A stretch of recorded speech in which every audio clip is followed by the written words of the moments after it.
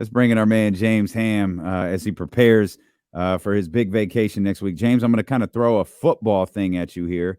Mhm. Is there a team that can go 2-0 this weekend that might change your perception on them a little bit? Huh. Couple of Um, potential candidates. There's the Jaguars, the Rams, Browns. the Raiders, like, if somehow Okay. the Raiders find a way to beat Buffalo, it would be like, "Wait a sec, who are Mm-hmm. you?" Like, Kyle and I discussed it earlier on the Insiders.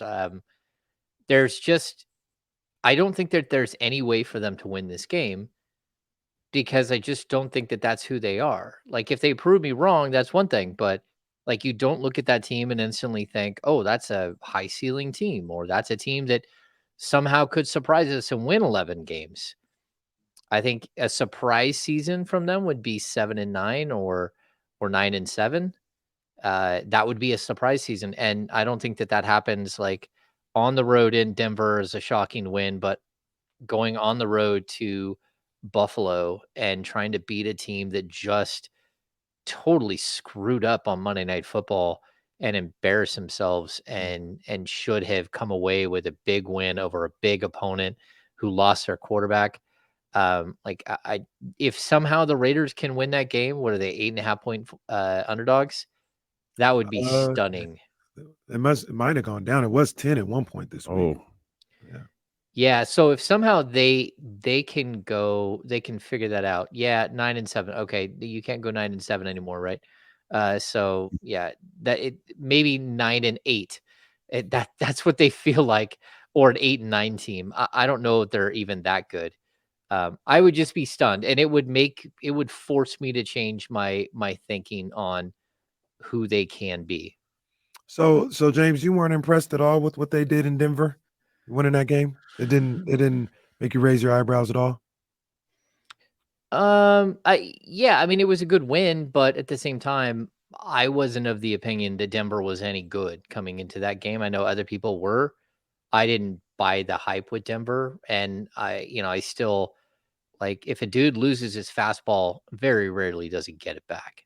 And it sure does feel like Russell Wilson lost his zest for the game and his fastball. And I just feel like he's just a mediocre quarterback now, and that's a mediocre team. And you had another mediocre team come in, and we had a mediocre game, and one of them had to win. And so, damn. There's a ringing endorsement from James Ham there about these two football teams. yeah, I mean, that's what it is. Like, there are certain teams that are really good, and there are certain teams that are really bad. And then there's a bunch of teams in the middle. Now, every once in a while, there's a team at the bottom that just does something stunning, and you're like, "Hey, look at that! This team just got it." But do either of those teams have some player on their team that would make them magically better out of nowhere? Because that's not who Jimmy Garoppolo has been throughout his career. And Mhm. sure, Russell Wilson has been that guy in the past, but it doesn't look like he's that guy anymore. And I just have a tough time seeing, even if their quarterbacks are strong and they figure it out and they're league average quarterbacks, do either of them have the defense to really push you over the top? I don't think so. And so, like, I hope I'm not being too mean, but there are I'm not certain there with teams that, Russell Wilson yet. I'm not there yeah. yet. I'm That, I'm getting a little closer than I well, was last year, but I'm this not there. reminds me. Shout out to Daryl Chambers in the chat because all this talk about Kenny's Broncos and It's your all this other Broncos. stuff. Wasn't I on the complete opposite side of both of you guys last year Mhm. when I said, "Yo, Russ is looking a little funny," and you guys said it was crazy. You felt good about the Broncos. No, I don't know. I think we No, me lost and that bet. Daryl. I don't think you're right. I think Nathaniel Hackett played a major part. Again, I don't like Sean Payton, and it's not Sean Payton's place to say it. It's mine. I'm not of the opinion that Russ is cooked yet.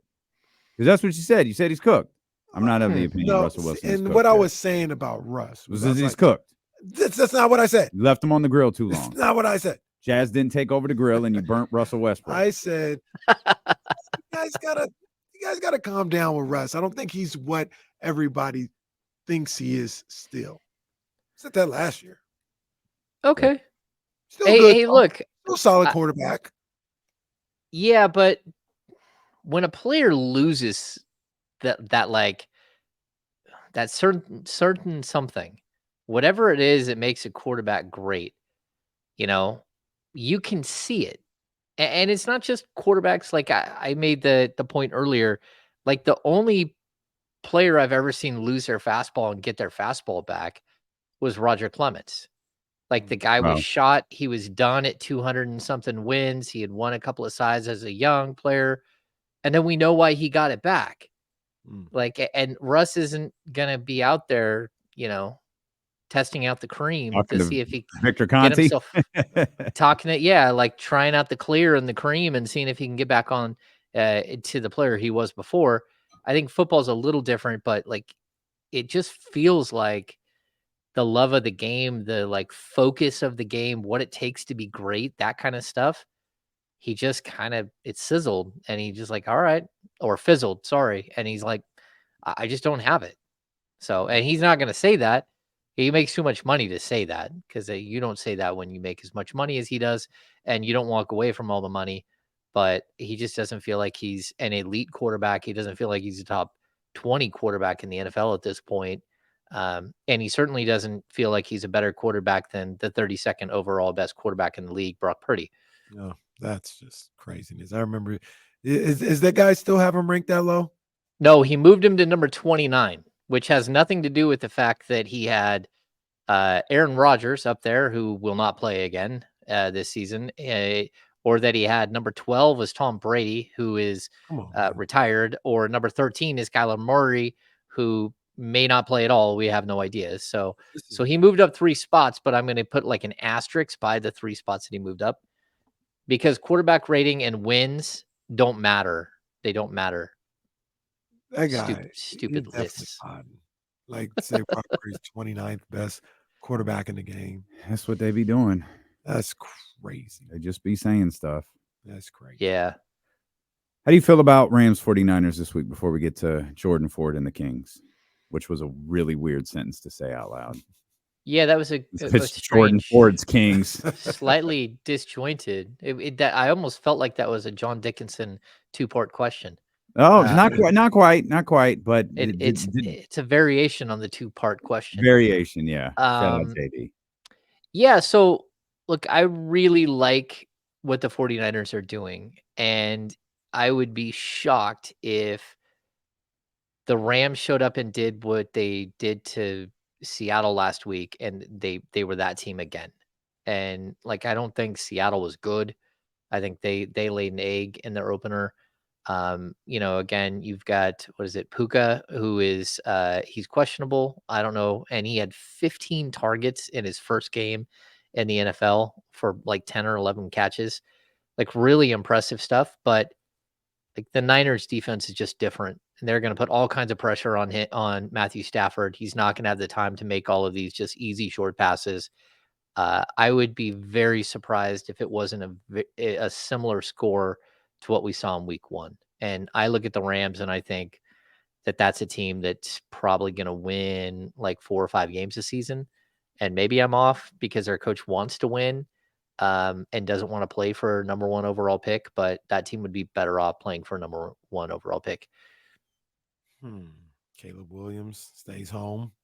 Well, he's not from LA, I don't think, but stays in LA.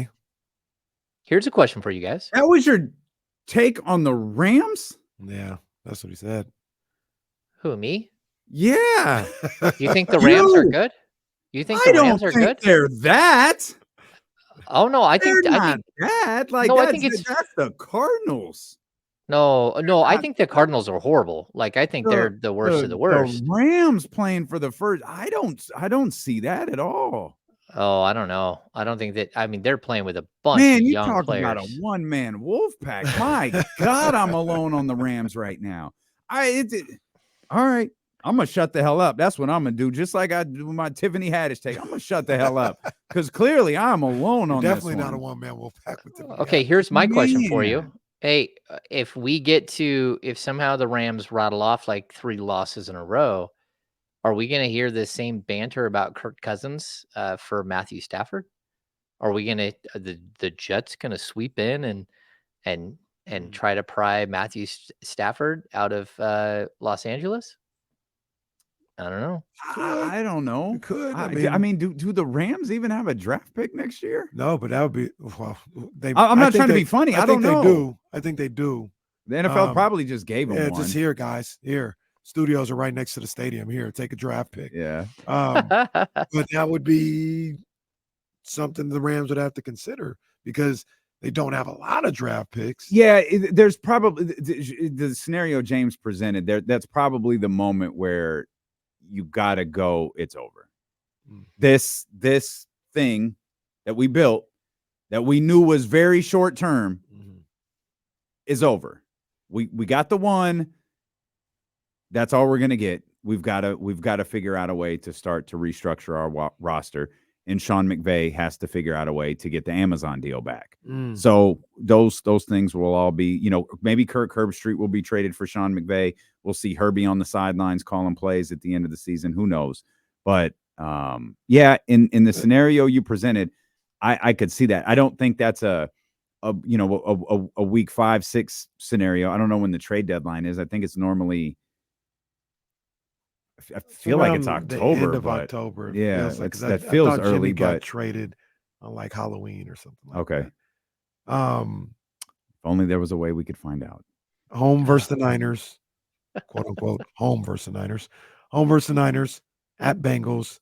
At Colts. October 31st. Home Eagles. Home Cardinals. Home Steelers. That's the last one before the trade deadline. Or no, I take that back. You said it's October 31st? Trade deadline's October 31st. Yeah. At Cowboys is the last game before the trade deadline. Ooh. So you're looking at, they 67-3. I mean, am I crazy? But the Rams won 5 games last season. And I know they didn't have Matt Stafford for a lot of that, but they came back with a much younger roster. There's no guarantee that Cooper Kupp is coming back anytime soon. Like, this is a team that went young and isn't expected to win. So, well, I don't know. I feel like an ass now when it comes to the Rams. I'm not going to root for them to win this weekend, but I need to see what they got moving forward. Well, all right. I'm alone on this one. Beat the Eagles. I don't care. You're talking about Caleb Williams. Well, that's fine with me. But is that that's their next opponent? No, they got the Bengals, Colts, then the Eagles.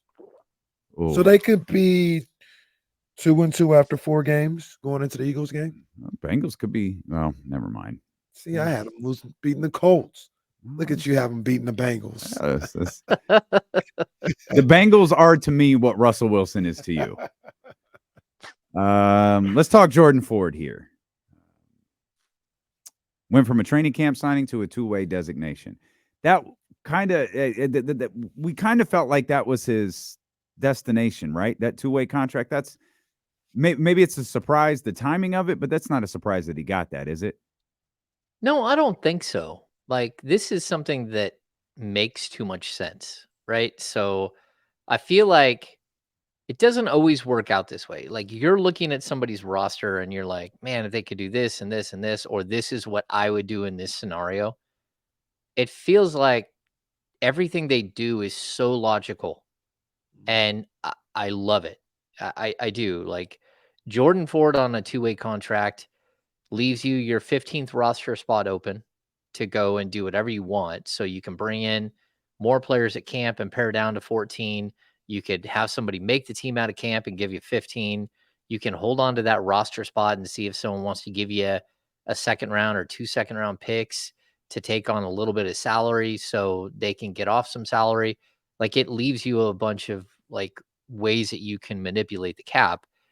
But it also gives you a young point guard who is going to play in Stockton a ton, who's going to have the ability to run a team there to improve. But also, if you need him, he's game ready. He's in rhythm. He's been playing. He's been coming to your practice sometimes, their practice sometimes, playing in games for them, working within the same general system. Lindsey Harding is down there. That's twice I've done that. Lindsey Harding is down at Stockton, who's been on the staff for a couple of years. Like, they're going to run similar things. And this just makes perfect sense. If De'Aaron Fox misses a game here or there, you can bring him up, have him be your second or your third point guard. I still think that this team, you have De'Aaron Fox, you got Davion Mitchell. On top of that, you have Malik Monk, you have Chris Duarte that I think can both slide over and just eat minutes at the one. And I know people are like, Chris Duarte at the one. Like, look, there was a time where the Kings had to slide Buddy Hield over and play the one for 5 minutes a game. So Chris Duarte can handle himself there. I guarantee you he can play some minutes, especially with Sabonis basically running the point center. So I like it. I like it. He's a good kid. He's a local kid. It shows that you can come to Sacramento, make their G League squad, find your way to the big club, and maybe, just maybe, get your name called by Scott Moak on a random Tuesday night in an 82 game schedule. And I think that's the best thing that could ever happen to anyone. If you have a dream of being an NBA player, somehow finding it the hard way, like going through the dregs, playing wherever you had to play, finding your way through the G League, and then going back to your hometown and figuring it out. And so I'm all over this story. I think it's great. Shout out Jermaine O'Neal, by the way. Oh, Jermaine O'Neal. Stand with you, brother. Jermaine's strong. Jermaine's strong. Said, I don't want nobody wearing my number. Especially that guy. He didn't say that. He didn't say that. He did not say that. Would have been funny if he did. Miss P said that. Yes, she did. Yes, she did. So I agree with everything you said, but what's the reasoning for, those who are questioning it? What's the reasoning for changing the contract now? Like, he had a training camp contract before. Why not just keep that until, the end of training camp and then convert it? Or why do it now? Well, I mean, it's a good question. What you did do when you gave him an Exhibit 10 is you gave him like it's either $25,000 or $50,000 signing bonus. So that could be part of it. So, you give him that, and then you figure out what you're going to do with your two-way contract. Two-way contracts are really interesting too. For those who don't know, they're half of a league minimum salary. So the league minimum salary is $1.1 million. So a two-way contract is $550,000 for this season. And the cool thing about them is that they don't count against the salary cap at all. And they basically, if you decide to terminate a two-way, you can just sign somebody else. Like, you can terminate a two-way and pay the guy out and then go sign somebody else. And so why you do it now? I mean, I guess it's the potential of giving him a little bit of extra money in that Exhibit 10, that signing bonus type stuff. But at the same time, I think the Kings realized earlier in the week that they were kind of done, right? That they had signed Nerlens Noel, they'd signed Alex Len. They realized that they weren't going to keep Neemias and they weren't going to keep Nerlens Noel. And so they didn't have a shot to make the team. So they waived them so they could go on and do their thing. And it's like, let's just take care of all the business. And then we'll probably take like a week off and then get ready for the ramp up to training camp. They're not really going to take a week off, but I am, but they're not going to. There's this moment here where it's better just to have everything secured and ready. And you got a bunch of dudes that are playing basketball in your gym right now. They're all playing together, having a good time. If one of those guys doesn't have a guaranteed contract and is just out there, like, you feel for him, you want him to be part of the family and part of the group. And this is a good way to just like end that and like make him part of everything. And I know Jordan's been here almost all summer, if not all summer, working with this group and trying to get better and getting stronger and working with the training staff and all that stuff. This is the right move at the right time.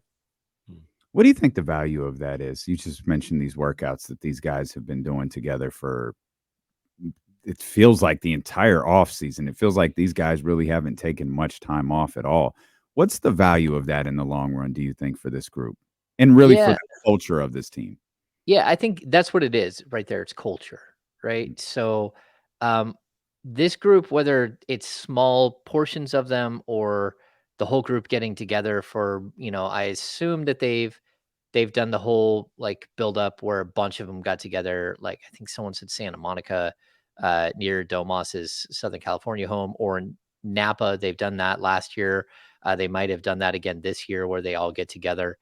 But then there's always a core group of young players that are working out together. I mean, we've heard Fox and Keegan working out all summer long together. We've also, I can tell you, Doug Christie has been with Domantas Sabonis almost every single day the entire summer. They have been working out together. They took a couple of days off here and there for different, when when Domantas Sabonis' wife had a baby, they took like 4 days off.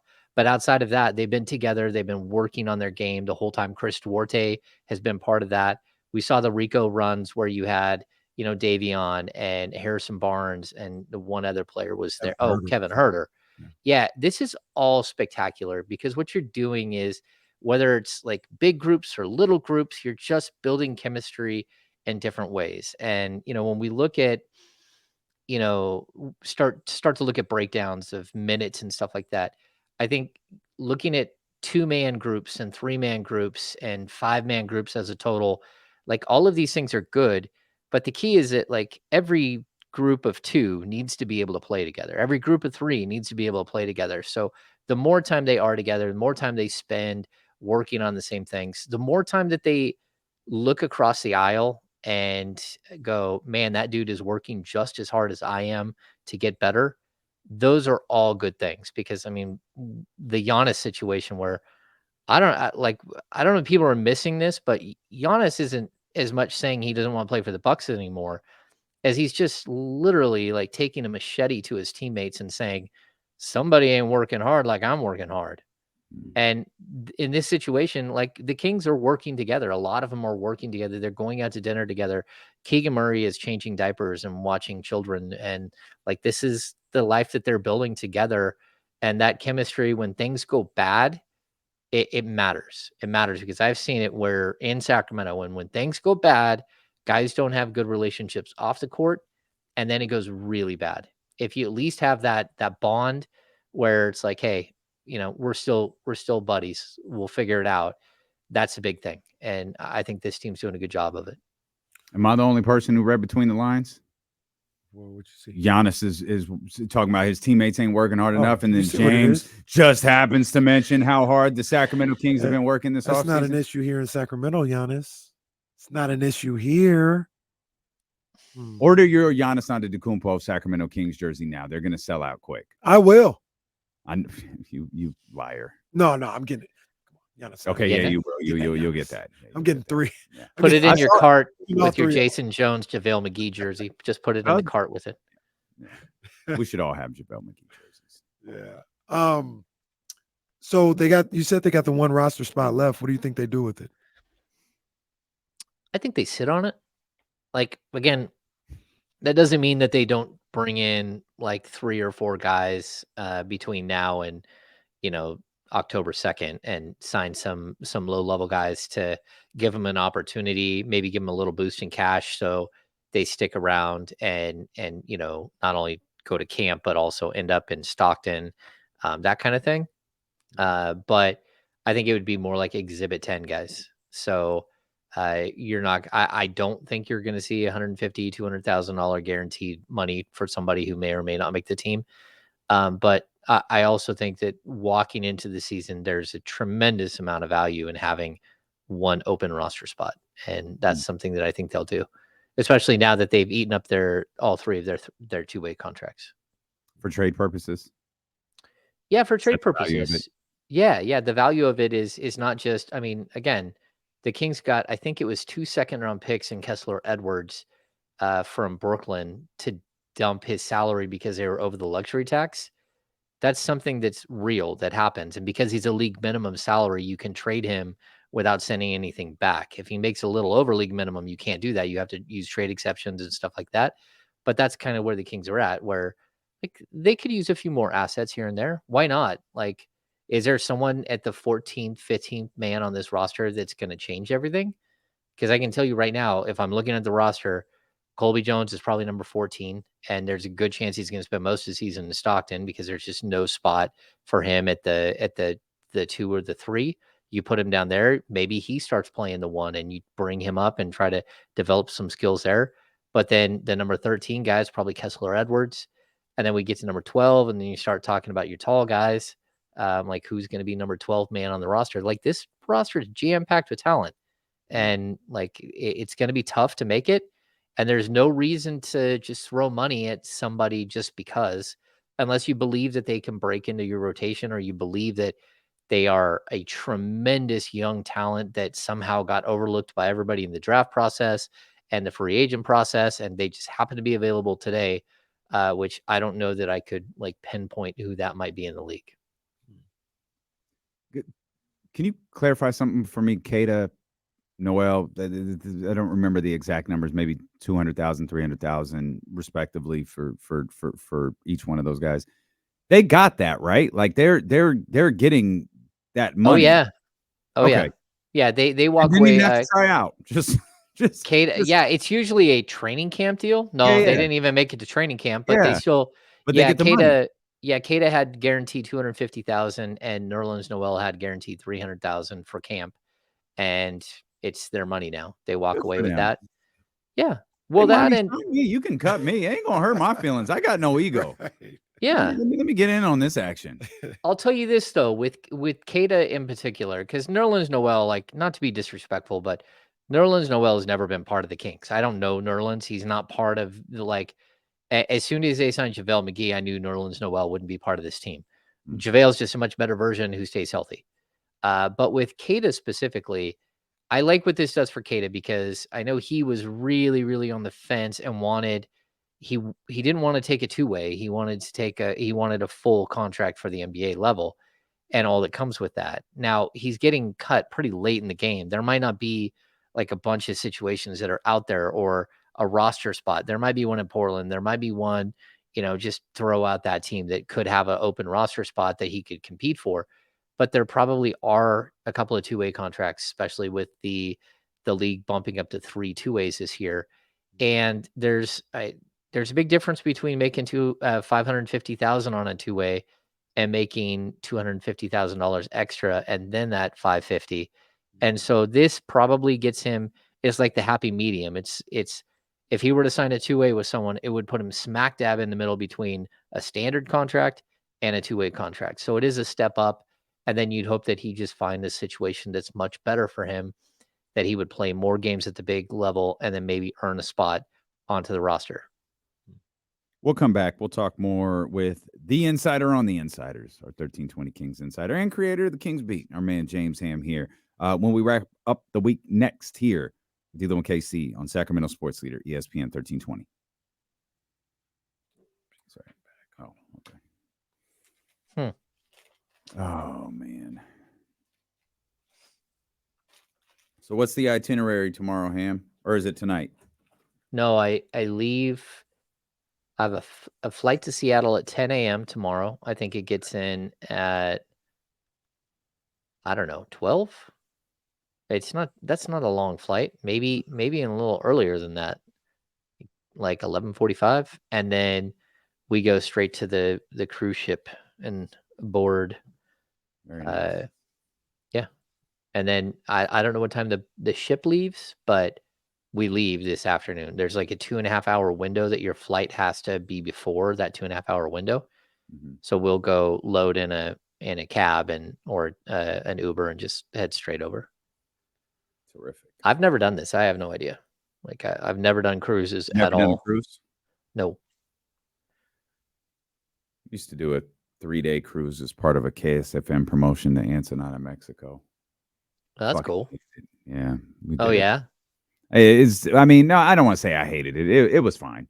It was fine, especially since I was like 24. It was fine. Yeah. I don't think a cruise isn't my bag, though. So, and how many days is yours? 7. Yeah, it's a long cruise. That's a long cruise. It's a long cruise. But I heard the Alaska one. I know people who have done the Alaska one. They said it's gorgeous. Yeah, that's what I'm there for. Yeah. So no, I'm excited because there's a couple of ways to do Alaska, but this is the easiest way to do Alaska. And so I'd rather like see the beauty of Alaska. It's sort of a bucket list item. Yeah. I'm not like we get like we're all inclusive and then we have like something like 15 drinks a day. So it's going to be a long 7 days. Yeah. My liver will be hurting. That's all right. Yeah. Plus, when you get back, never hurt anybody. The wife and I like to chill. Like when we go, we like to chill Yeah. on these things. So if we're doing like crazy adventure, like go to Europe and take the boys from one stop to the next, that's one thing. But when we go to Mexico or we go to, Hawaii, it's more laid back. We try not to jam in a whole bunch of like, we don't have to go see everything. That's not who we are. Yeah, I'm with you. That's me. Yeah, we have a couple of excursions, but not a ton. And I don't think I'll go gamble either. I think there is a casino on the cruise ship. We'll probably hit like the nightclubs, sleep in every day. Mm-hmm. That's the best part about vacations is sleeping. Yeah. I'll bring my laptop. If I got good Wi-Fi, I might pop in and say hi to everyone. Oh, that'd be fun. I can't imagine that's going to happen, but that'd be fun. Well, I guess I guess the boat could have Wi-Fi. What am I talking about? Yeah. How many times did we check in for Puerto Vallarta? Oh, you did. Yep. Yeah. Little hat on and sunblock on the nose and keep it moving. Yeah. Tyler, I'm not doing any fishing excursions. I don't like to fish. Yep, no fishing. We are doing like whale watching, and then we have like a helicopter ride to a glacier. Oh my. Or we will be part of global warming.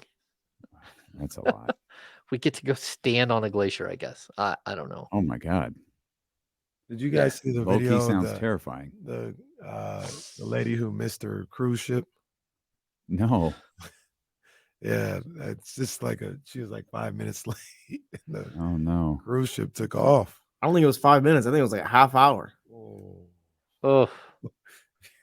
Well, I'm glad because I wouldn't want to wait for her. Like, Hell hopefully that's yeah. not me. Yeah. She was That- yelling, it said 4:30, and somebody else yelled back, it's 5:15 right now. Yeah. Mom distraught on dock after cruise ship leaves her. Her kids were on board. Oh no. Oh my God. And that's why you buy cruise ship Hang on. insurance. Oh yeah, no, we're back, but Kenny has ruined the show. I need to know how this story ends. I don't even know if this is what you're referring I'm to. pretty sure. Someone's going to have to send me a link of someone getting left off their cruise ship. Mom distraught on dock after cruise ship leaves with her kids on board. Oh, this is phenomenal. Why were your kids on board? Where were you at? Yeah, what were you doing, ma'am? James is going on a cruise, and Kenny has now sent us down he sent me down a rabbit hole of people missing cruise ships. Tremendous. Yeah, man. Yeah. I don't even think I'm ever getting off the cruise ship. Like, if I ever go, I'm sure I'll go at some point, but I don't know. The way the world is nowadays, I don't have no interest in going on a cruise ship. Yeah. But if I do, like when they dock, I don't think I'm getting off. Ain't gonna leave me. I'll be right here. Gonna be like them people going on them snorkeling escapades and don't hear that the boat's leaving, and then they make a movie about you. Oh, it ain't gonna be me. Mm-mm. Hey, how did what's his name get caught on Castaway? I've never seen the movie. How did he get left on the island? Castaway, he was part of a FedEx plane that went down. And that's how he kept all the packages kept coming up on shore, and he would collect them. And then when he finally got found, he brought the FedEx packages and delivered them, or at least the one that he had left, right? But yeah, isn't that where he found Wilson? Yeah, Wasn't Wilson a FedEx package? Yeah, Wilson was a FedEx packet. Didn't Wilson go into the water? Oh yeah, it was a very traumatic scene. That was a very, very traumatic scene when Wilson got away. It's hard to imagine that the guy that was so good in that was also in Bosom Buddies and Volunteers. Yeah, I mean, I give Tom Hanks and I think he's so good. I think of Will Smith and I think it was I Am Legend, where like Will Smith's co-star was a dog. Yeah. And Tom Hanks's co-star for a large chunk of the movie was a volleyball. That's incredible acting. Like It that. is. And I say it like tongue in cheek. It was traumatic when Wilson got away. Oh, yeah. because Tom Hanks made you believe that volleyball was his best friend. He It's had to choose between the raft and the volleyball and Wilson. Incredible. It's incredible. And then we all know how the dog story ended in I Am Legend. Dude, that was just traumatic. It was. I've never seen I Am Legend. I gotta. It's good. That's the one where he's in like New York City, right? Yeah, apocalyptic. Yeah, it's like apocalyptic. Yeah. Yeah. And I think at the end he like finds like 4 other people that are alive, and there's like a area that they go to, the people that survived whatever just happened. But I can't remember what it was. You couldn't come in contact with something, and the dog came in contact with something. And one of the key signs was your hair falls out. And he's holding the dog and he's petting it, and he looks at his hand and he has this clump of hair in his hand. And again, what follows is traumatic, but it's the brilliance of guys like Will Smith and Tom Hanks. That reminds me, when you talk about I Am Legend, I'm thinking of like robots. Maybe what was iRobot? iRobot. That reminds me. That's your worst nightmare, pal. Well, It is. first of all, we all saw what happened at the Chargers game. Yo, that was crazy. Oh my God. That was crazy. Oh, They had to make robot Charger fans.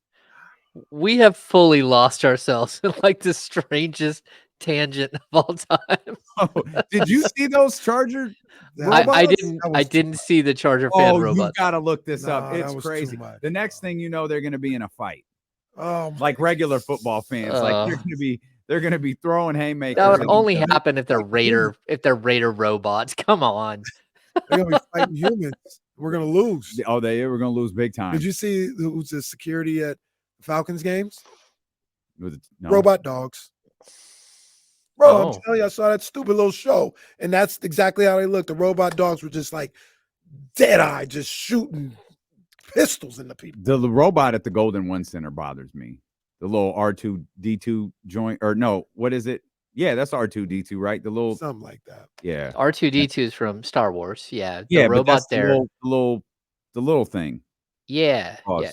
Yeah. Okay. Man, Okay. So I this wanna is based. I'm looking at the robot dudes from at the Chargers game. These are from the new movie that's coming out, right? Yeah, they got like it's called Creator or something. Oh, like is that what it is? I didn't. Yeah. I just thought they can't get fans. But they were like so walking. they made robots. No. That's honest to God what I thought. They were walking on the field. They were sitting in the stands. They were walking on the concourse. Bro, this was ridiculous. And we're sure they're robots and not just people in robot. They were. Oh, robots. them things look like robots. They were robots. Them things were robots. That's why there's an actor. That's why there's strikes going on right now. They just got robots replacing actors. Come on, man. And just so you know, there was a small person that was in R2D2. I've seen that before. Yeah. I've seen that the person. C3PO and R2D2 were both humans. Yeah, there was a string connected to the Death Star too, wasn't there? Like that was this is movie making in 1980, whatever. I don't know. One thing I wanted to ask James about, I heard him talking about on the Insiders. About robots? Okay. No. On the Insiders, and elaborate a little bit more with us is the situation with Matt Ishbia and the Suns and taking the team's games off of cable. Yeah. So like local TV again. Yeah. So I mean, like here in Sacramento, we all remember that Kings used to be on Channel 31. Then they used to be on Channel 10, or at least 10 games a year were on Channel 10. So like 70 games would be on one network and then another 10, or maybe 50 games, and then there would be 20 games that weren't televised. The problem that they have there is I believe their RSN was struggling and either failed or was going to fail. And the new owner, instead of finding a new RSN, a regional sports network to work with, he's decided that he's going back to local TV. And then you have all these people in Arizona who have cut the cord, right? And they don't get local TV for whatever reason. So Like there's lots of ways you can cut the cord, whether it be, go to Hulu or whatever. Like Most of most those of them, places allow you local TV, though. a lot of them do allow you local TV, but they realize that, I don't know what the numbers are exactly, but let's just say that they have 1 million people that had access to the RSN. There's 3 million people if they just dump the RSN and then allow people to use an antenna. Now, antennas that, I was raised, my dad climbed up the top of like a 80-foot tall pine tree, cut the top off and dropped an antenna on the top when I was a Don't kid. That's what we don't did. don't try that at home. I'm not. Yeah. And then we had a cable coming down, and then that's how we watch television. Well, now there are very simple. If you go on YouTube, I mean, if you go on Amazon and you just type in HD antenna, you can buy an HD antenna for like $10, $20, $30, just depends on how strong of a signal you want, that you can plug into your internet and then straight to your TV. And the HD signal, every local television network has an HD signal that goes out, and you get HD signal for all your local television. So the Suns have decided that if you want to watch their games, you can send in a request and they will send you an HD antenna so you can watch their game. So basically they're trying to triple the size of their viewership, and that will, I think they're banking on themselves. They probably have a really nice deal with the local television network that says, like, if we hit X amount of dollars, then the ad revenue goes to this and this and this. So they probably have some sort of tiered system, but it's way for them to have their product out for more viewing eyes, and I think it's interesting. Let's go down this rabbit hole a little bit further. I mean, we did robots. Why not pause? Why not do this? Yeah.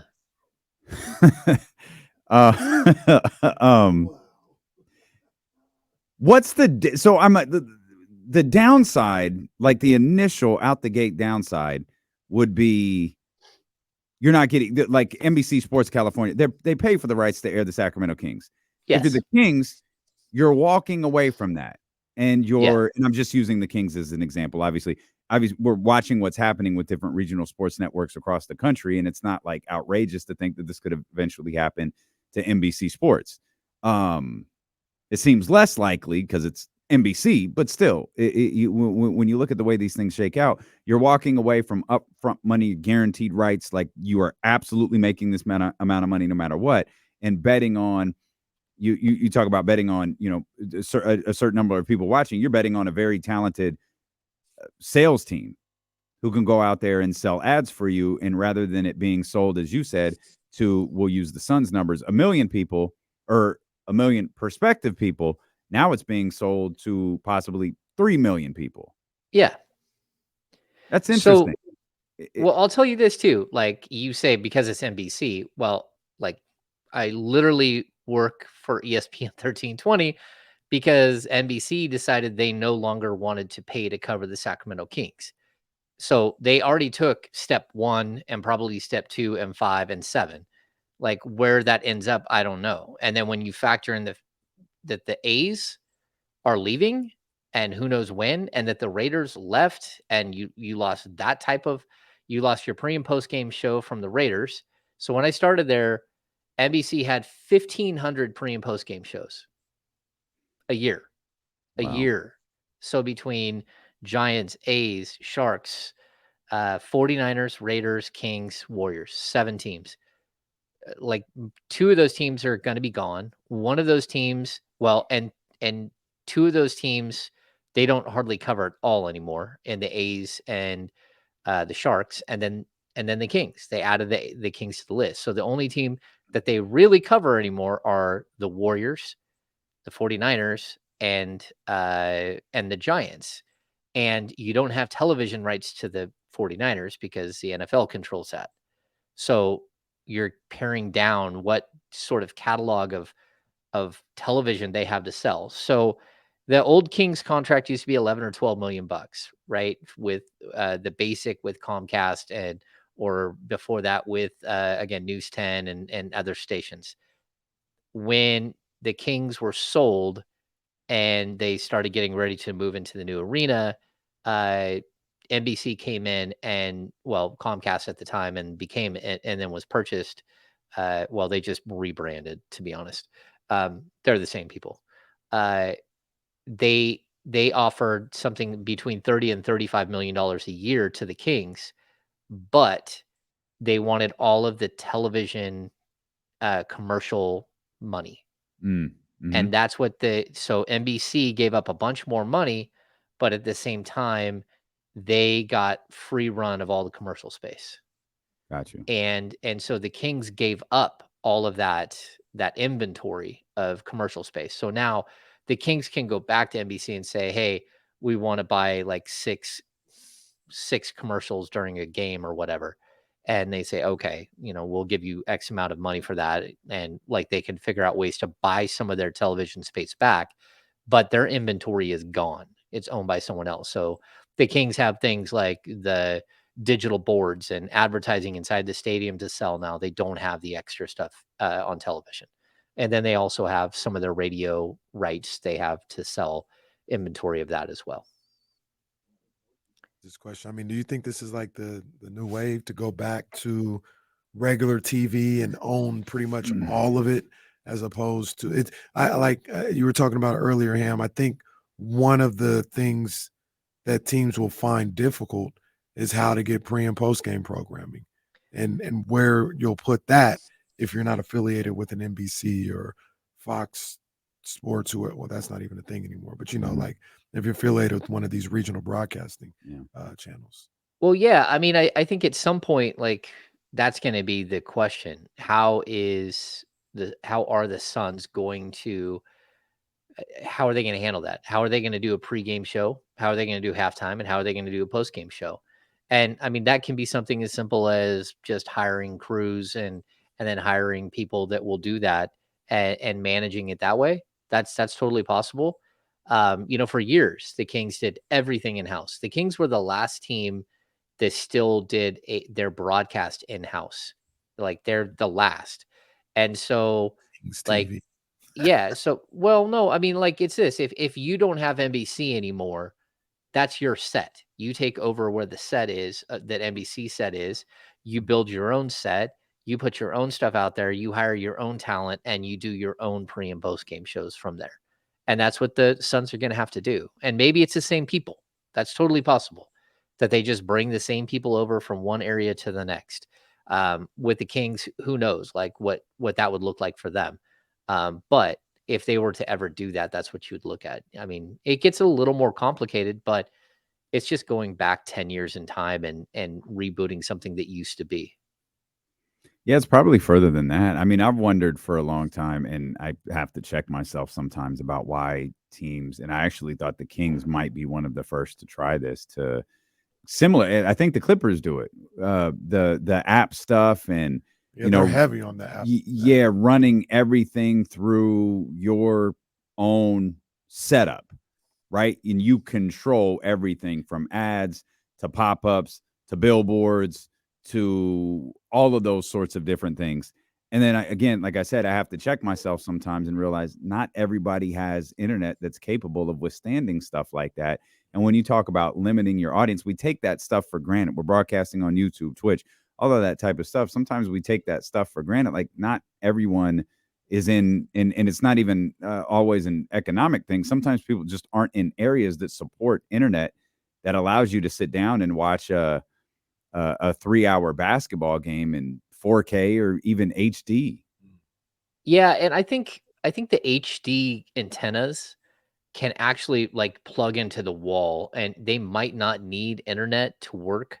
So this is one of those things that could work. And like, look, I live in Nevada County. Like the local television company up here, they don't have rights to NBC Sports Bay Area or California. So there is no Kings game playing up here on your standard cable, which is crazy. So in order for anyone up here, they've got to switch over to Hulu or YouTube TV, and then you run into the same problem that you're talking about, where like if they don't have great internet where they're at and the sticks somewhere up here, then they can't live stream it anyways. They can't stream a YouTube TV or any of the other sort of brands that you can buy now. Yeah. I thought that was fascinating for ESPN to do that. And you talk about the Clippers have been doing it, but I still think I take that back. I think they are exclusively on like KCal 9 or something like that. But they have all their streaming stuff with it as well. Or maybe it'll start this year that they're on exclusively on KCal. But it feels like that's the wave, man. It feels like that's the move. There's a lot more responsibility, but it feels like there's more money that will be coming in for these teams. Well, this all started, James, talking about cord cutting, like with you mentioned the cord cutters in Phoenix. Like with cord cutting, it becomes, DirecTV pays to have NBC Sports California on its channel lineup. We've wondered if DirecTV's surviving the loss of Sunday Ticket. Like, who still has who puts a satellite on there? You know what I mean? And I understand, like, I know people do, like, Dish is in existence, Direct is in existence. Contracts are up. But as these contracts start to expire, ESPN is trying to charge more. ESPN is trying to create a standalone a la carte type thing for themselves that's not affiliated with all of this other stuff. And now it doesn't become cost effective for DirecTV or Comcast or whoever to have NBC Sports California, to continue with this example, on their channel lineup. It's not cost effective anymore. We have to get out of it. And it feels like you almost want to avoid the situation that some of these baseball teams with Valley Sports and some of these different groups have found themselves in by getting ahead of it. And it's not a shot at NBC Sports California, or it's not a shot at any particular regional sports network. It's the direction of business right now. The direction of business could start to minimize the power these networks have with these cable providers, who are going to start looking at you like, bro, you're not worth it. We're not getting enough subscribers because they're on YouTube. They're on Hulu. They're on, hypothetically, Kingsvision. It doesn't make sense for us anymore.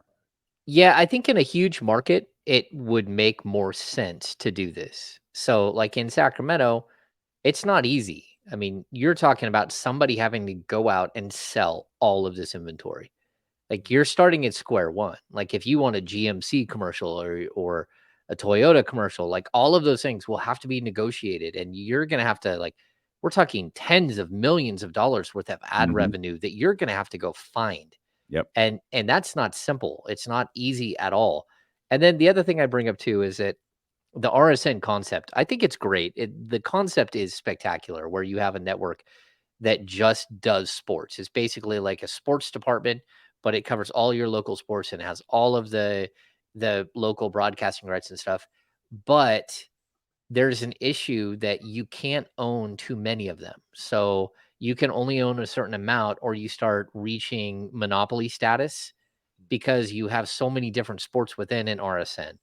So, like, again, the Bay Area, A's, Giants, Sharks, Warriors, Kings, right? So you have 5 teams, and then the other 2 are NFL teams, or were NFL teams. Now it's just the Niners, that are like managed by someone else. But you're monopolizing the television market in your market. So if you start doing that across the globe, it's not just that you are one RSN, you're one RSN with 5 or 7 or 3 different teams. And so you're monopolizing just a sport in that market. And so there's all kinds of reasons why, like, a Bally Sports isn't just bought up by an NBC, so they all of a sudden have 30 RSNs. That's not the way it works. There are competitive situations, competitive clauses put in place that stops that from happening.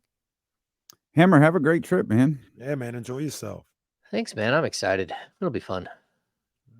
Yeah, Kind of a whirlwind. Kind of a whirlwind. Start a show, jump on a boat, leave, come back to a show.